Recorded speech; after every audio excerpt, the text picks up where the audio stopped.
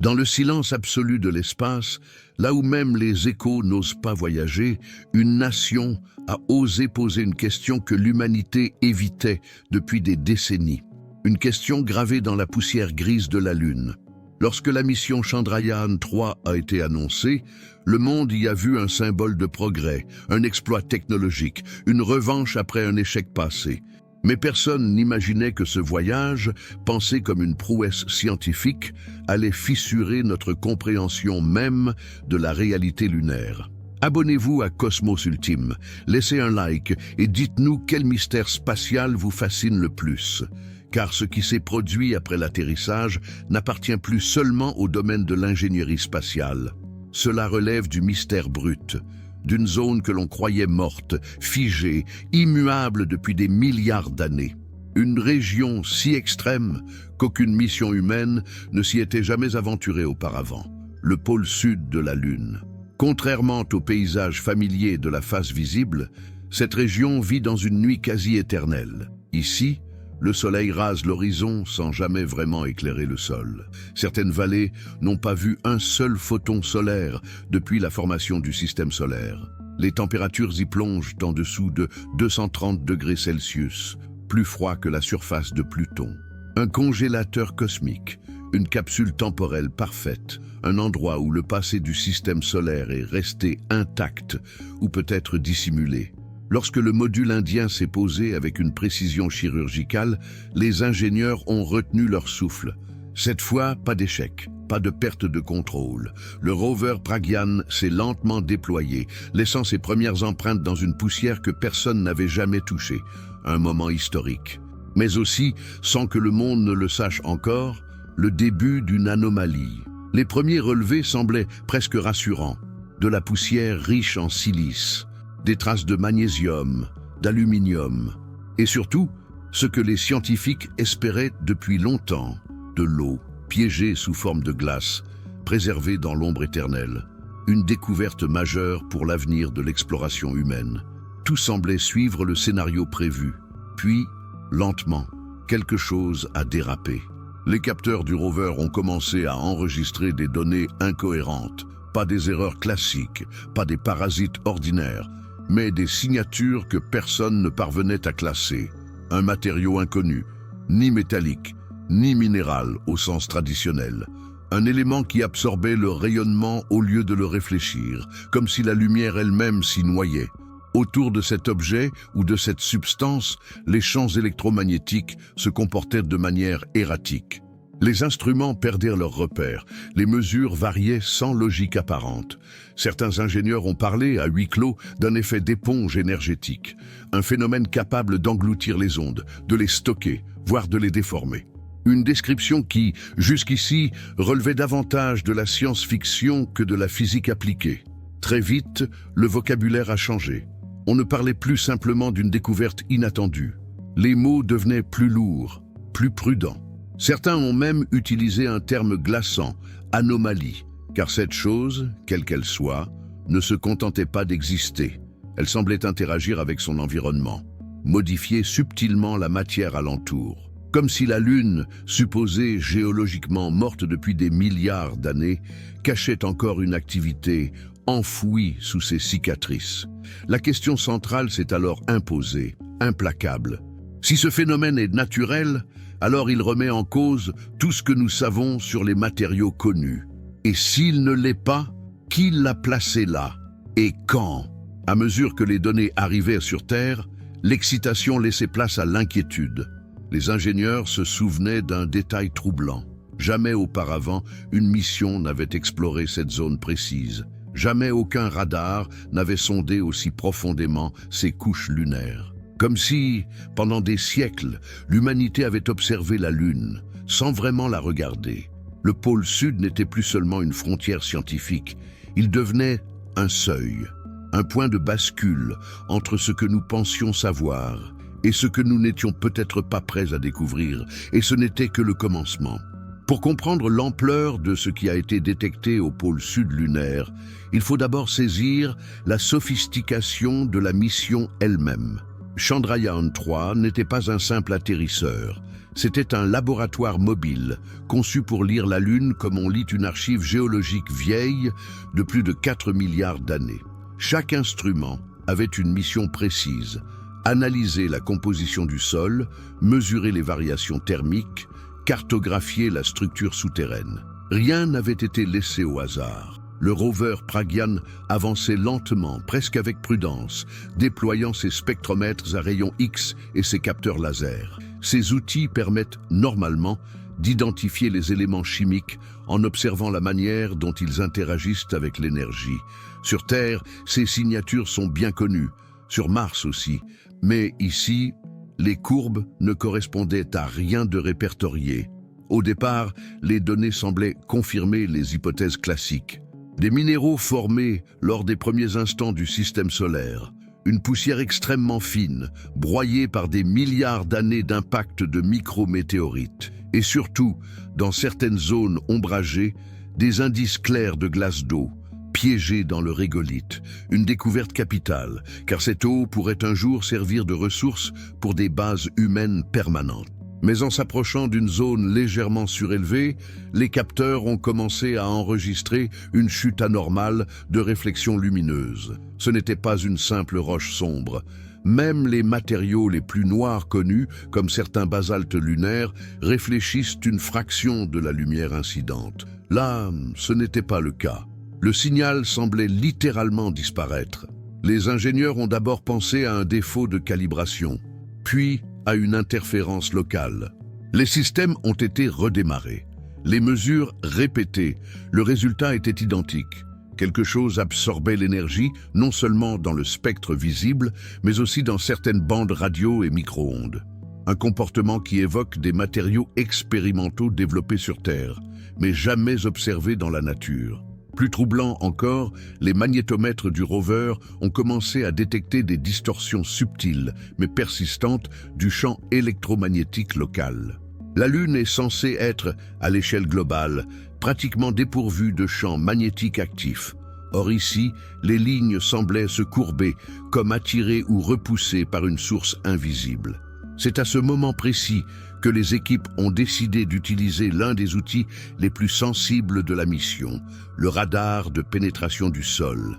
Cet instrument envoie des ondes vers les couches souterraines et analyse leur écho, permettant de voir sous la surface, parfois jusqu'à plusieurs dizaines de mètres de profondeur. Les premières images ont figé les salles de contrôle. Sous la poussière grise, ce n'était pas un chaos de fractures naturelles ou de cavités aléatoires.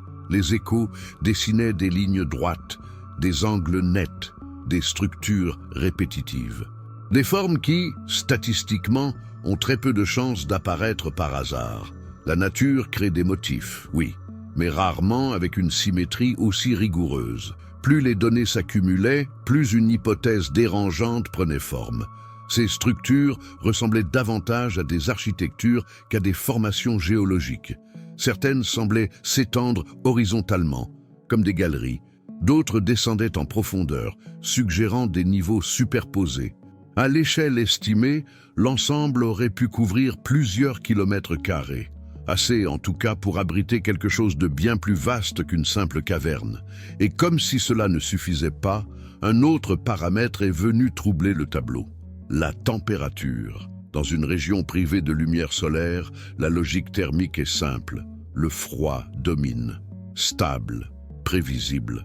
Or, les capteurs ont commencé à enregistrer des fluctuations thermiques rapides, des hausses et des baisses soudaines, sans lien avec l'environnement extérieur. Quelque chose produisait ou redistribuait de l'énergie sous la surface. Les scientifiques ont envisagé toutes les explications connues. Activité géothermique résiduelle, hautement improbable, la Lune étant considérée comme géologiquement inactive depuis des milliards d'années. Réaction chimique exotique, possible, mais insuffisant pour expliquer l'intensité et la régularité des variations. Effet de marée gravitationnelle, trop faible à cette échelle. Restait une hypothèse que personne n'osait formuler à voix haute. Pendant ce temps, le rover continuait sa progression, mais ses mouvements devenaient erratiques, les délais de réponse augmentaient. Certains paquets de données arrivaient corrompus, comme si le signal avait traversé un milieu hostile. Puis, sans avertissement dramatique, la communication s'est interrompue. Silence total. Officiellement, l'explication était simple. Une défaillance mécanique. Un composant fragilisé par le froid extrême. Une fin malheureusement classique pour une mission robotique. Mais en interne, les discussions étaient bien différentes. Plusieurs ingénieurs ont noté que la perte de contact coïncidait précisément avec le passage du rover au-dessus de la zone la plus intense de l'anomalie électromagnétique. Comme si quelque chose, là-dessous, avait interagi avec les systèmes du rover. Presque simultanément, des agences spatiales étrangères ont commencé à s'agiter. Des satellites en orbite lunaire ont été réorientés. Des demandes officielles d'accès aux données brutes ont afflué. Et dans l'ombre, certains rapports classifiés ont commencé à circuler. Ils mentionnaient des perturbations électromagnétiques détectées depuis l'orbite, quelques minutes avant la perte de contact. La découverte, initialement scientifique, prenait une dimension géopolitique. La Lune, que l'on croyait connue, cartographiée, presque banale, redevenait soudain un territoire d'inconnu. Un monde où quelque chose, enfoui depuis un temps indéterminé, semblait encore capable d'interagir avec notre technologie moderne. Et plus les chercheurs analysaient les données, plus une idée vertigineuse s'imposait. Si ces structures sont réelles, alors la Lune n'est peut-être pas seulement un témoin du passé du système solaire, mais le gardien d'un secret beaucoup plus ancien. Un secret que l'humanité vient peut-être d'effleurer, sans encore en mesurer les conséquences.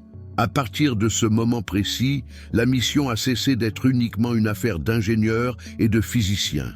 Elle est entrée dans un territoire plus instable, où les frontières entre sciences dures, histoire ancienne et hypothèses vertigineuses commencent à se brouiller. Car ce que les instruments avaient révélé sous la surface lunaire ne pouvait plus être analysé uniquement à travers les modèles classiques de la géologie planétaire. Les données radars, une fois retraitées avec des algorithmes plus fins, ont révélé des motifs encore plus troublants. Les structures ne semblaient pas seulement régulières. Elles obéissaient à des proportions mathématiques précises, des rapports qui rappelaient certaines constantes universelles utilisées en architecture, mais aussi en astronomie, des alignements, des symétries radiales, des répétitions modulaires, comme si l'espace souterrain lunaire avait été organisé selon une logique intentionnelle. Très vite, des équipes interdisciplinaires ont été discrètement consultées. Parmi elles, des spécialistes d'un domaine inattendu, l'archéoastronomie. Leur rôle n'était pas de prouver l'existence de civilisations extraterrestres, mais de comparer les motifs découverts avec des systèmes symboliques anciens, utilisés par les premières cultures humaines pour décrire le cosmos. C'est là qu'un parallèle saisissant a émergé. Certains chercheurs ont superposé les cartes radars lunaires avec des schémas issus de textes védiques anciens, notamment des représentations de mandalas cosmiques décrits dans le Rig Veda, un ensemble de textes sacrés datant de plus de 5000 ans. Le résultat a glacé le sang de plus d'un analyste. Les correspondances géométriques étaient troublantes, non pas identiques, mais structurellement similaires. Même logique de centre, de cercles concentriques, de passages radiaux. Dans ces textes anciens, les mandalas ne sont pas de simples motifs décoratifs. Ils sont décrits comme des cartes du cosmos, des portails symboliques reliant différents niveaux de réalité, des lieux de passage entre le ciel et la matière, entre le visible et l'invisible. Pendant des siècles, ces descriptions ont été reléguées au rang de mythes spirituels. Mais face aux données lunaires, une question dérangeante surgissait. Et si ces symboles étaient basés sur une connaissance bien plus ancienne que nous ne l'imaginions? Bien sûr, la prudence scientifique impose de ne pas tirer de conclusions hâtives. Les similarités géométriques peuvent être fortuites. Le cerveau humain est expert dans l'art de reconnaître des motifs, mais certaines coïncidences deviennent difficiles à ignorer lorsqu'elles s'accumulent. En parallèle, une autre information issue de fuites non confirmées a commencé à circuler dans certains cercles scientifiques fermés. Le matériau étrange détecté par le rover ne se contenterait pas d'absorber l'énergie. Il présenterait des propriétés photoniques négatives. En termes simples, il serait capable de courber, voire d'annuler localement, les champs électromagnétiques. Un tel comportement dépasse largement les matériaux naturels connus. Sur Terre, des laboratoires expérimentent des métamatériaux capables de manipuler les ondes, rendant certains objets partiellement invisibles au radar. Mais ces structures sont complexes, artificielles, fragiles. Imaginer un équivalent naturel, ou pire, ancien, sur la Lune, soulève des implications vertigineuses, car si ce matériau existe en quantité suffisante, alors il pourrait masquer des structures entières, les rendant indétectables pour nos satellites, nos radars, nos sondes. Autrement dit, quelque chose pourrait se trouver là, à la vue de tous, tout en restant parfaitement invisible. Cette hypothèse a relancé un vieux débat jamais vraiment éteint. La Lune est-elle aussi simple que nous le pensons? Depuis des décennies, certains géologues ont relevé des anomalies, des masses anormalement denses, appelées mascons, des zones où la gravité se comporte de manière étrange, des résonances sismiques inhabituelles observées lors des missions Apollo, lorsque des modules écrasés volontairement faisaient vibrer la Lune comme une cloche creuse. À l'époque, ces données avaient été classées, expliquées tant bien que mal. Mais replacées dans le contexte actuel, elles prennent une autre dimension.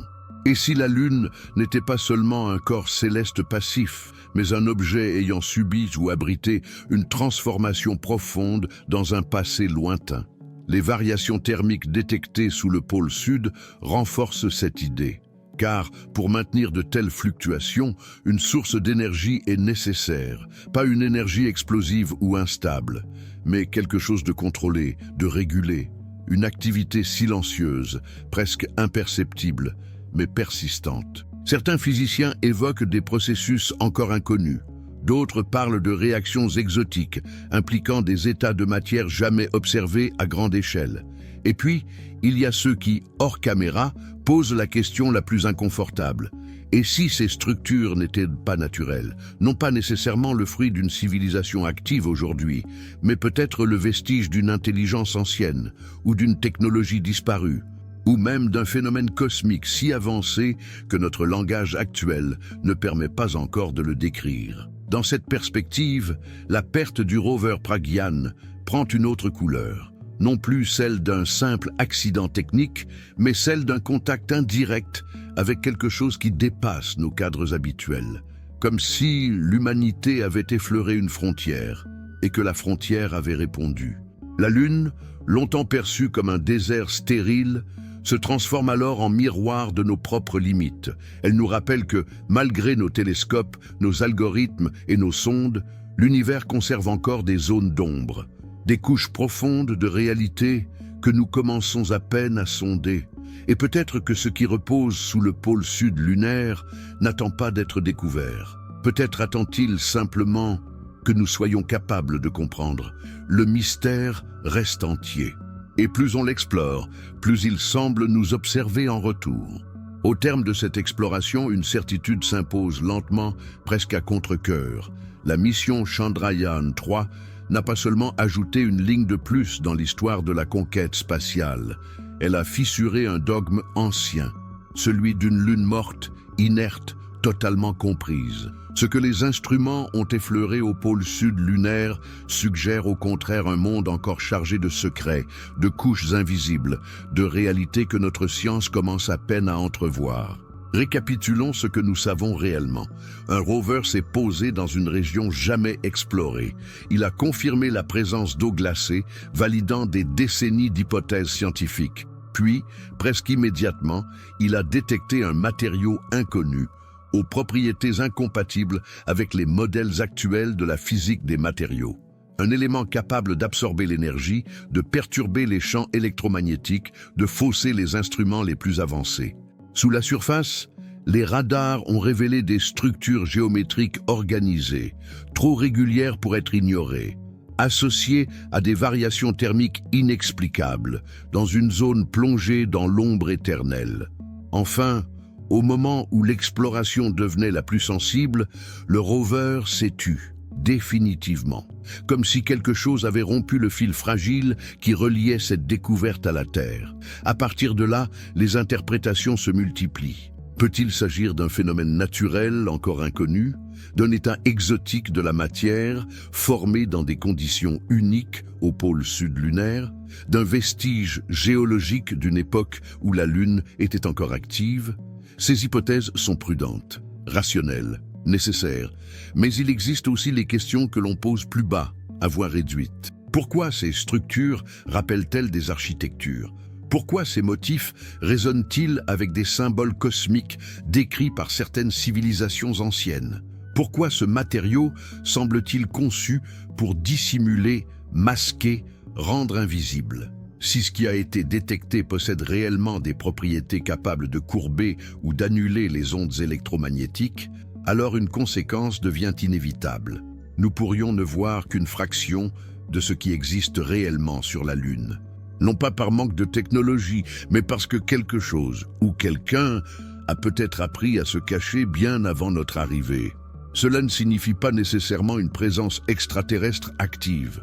Il pourrait s'agir d'un héritage, d'une structure abandonnée, d'un phénomène cosmique ancien figé dans la pierre lunaire comme un fossile technologique. Mais dans tous les cas, cela remet en question notre place dans l'histoire du système solaire. Peut-être ne sommes-nous pas les premiers à observer la Lune avec curiosité. Peut-être sommes-nous simplement les derniers à arriver. La Lune a toujours été là, témoin silencieux de la formation de la Terre, des extinctions, des renaissances, des premières civilisations humaines. Nous pensions l'avoir conquise en y laissant des empreintes. Mais aujourd'hui, une idée plus troublante s'impose. Et si elle nous observait depuis bien plus longtemps que nous ne l'imaginions? Ce que Chandrayaan-3 a révélé n'est peut-être pas une réponse, mais une invitation. Une invitation à regarder autrement, à accepter que l'univers ne se laisse pas enfermer dans des certitudes confortables, à reconnaître que certaines vérités attendent encore, tapies dans l'ombre, que notre regard soit prêt. Abonnez-vous à Cosmos Ultime, laissez un like et dites-nous ce qui vous semble le plus plausible. Anomalie naturelle, technologie ancienne ou secret encore hors de notre compréhension. Et surtout, pensez-vous que nous soyons réellement seuls dans l'univers ou simplement en retard?